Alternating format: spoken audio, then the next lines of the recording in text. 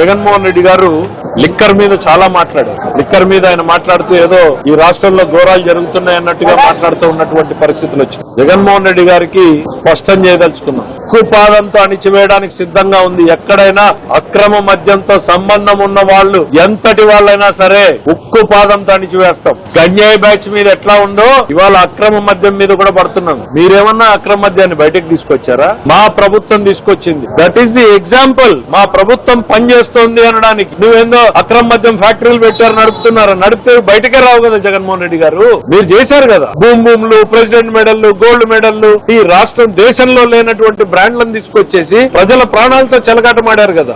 We are very clear. ఆ విషయంలో ఎటువంటి రాజీ లేదు. ప్రజల ఆరోగ్యం మాకు ముఖ్యం, ప్రజల ప్రాణాలు మాకు ముఖ్యం. అసలు ఈ లిక్కర్ ఇండస్ట్రీలో ఒక ఫర్మ్ పాలసీ ఈ దేశంలో మొదటి ఎక్స్పెరిమెంట్ ఎక్కడ జరిగిందో జగన్మోహన్ రెడ్డి గారికి తెలుసా? చంద్రబాబు నాయుడు గారు 94 to 2004 ఉన్నప్పుడు ఫస్ట్ టైం ఈఎన్ఏ అని మొదలు పెట్టారు, ఎక్స్ట్రా న్యూట్రల్ ఆల్కహాల్. అంతకు ముందు రెక్టిఫైడ్ స్పిరిట్ తీసుకొచ్చి నీళ్లు కలిపి చేస్తా ఉంటే ఆరోగ్యానికి హానికరమని దేశంలో మొదటిసారి ఎక్స్ట్రా న్యూట్రల్ ఆల్కహాల్ అనేటువంటి దాన్ని ఇంట్రొడ్యూస్ చేసింది చంద్రబాబు నాయుడు గారు. కల్తీ మద్యం రాకూడదు అని హోలోగ్రామ్ స్టిక్కర్ లేపించింది చంద్రబాబు నాయుడు గారు. ట్రాక్ అండ్ ట్రేస్, ఎక్కడైనా ఒక బాటిల్ దొరికితే అది ఎక్కడ తయారైంది, ఏ షాప్ నుంచి బయటకు వచ్చింది అని మొత్తం వెనక వరకు ట్రేస్ చేసే టెక్నాలజీని ఇంట్రొడ్యూస్ చేసింది, ట్రాక్ అండ్ ట్రేస్ చేసింది చంద్రబాబు నాయుడు గారు. ఇవన్నింటినీ స్టడీ చేయడానికి దేశంలో అన్ని రాష్ట్రాలు వచ్చి అందరూ ఇంప్లిమెంట్ చేశారు. మీరు వచ్చి మీకు కావాల్సినటువంటి విధానాల్ని అవలంబించారు. 5 ఏళ్లలో ఏం జరిగిందో మనం కళ్ల ముందు చూసాం.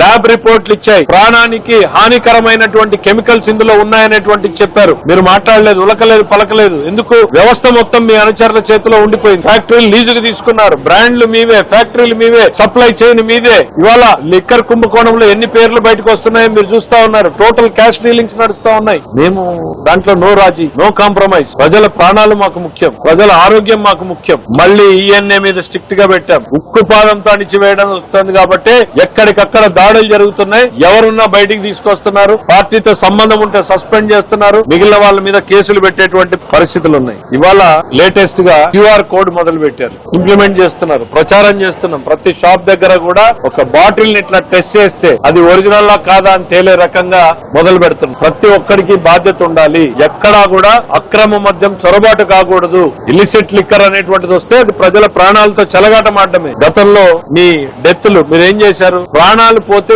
FIRలు కూడా బుక్ చేయాల. మీరు వేరే వేరే కారణాలు చూపించి వాళ్ళు చనిపోయారని చెప్పేసి మీరు చూపించినటువంటి పరిస్థితులు ఉన్నాయి. జంగారెడ్డిగూడెం ఎంత పెద్ద ఇన్సిడెంట్ జరిగింది, కల్తీ మద్యంతో ప్రజలు చనిపోతే మీరు FIRలు కూడా బుక్ చేయాలి.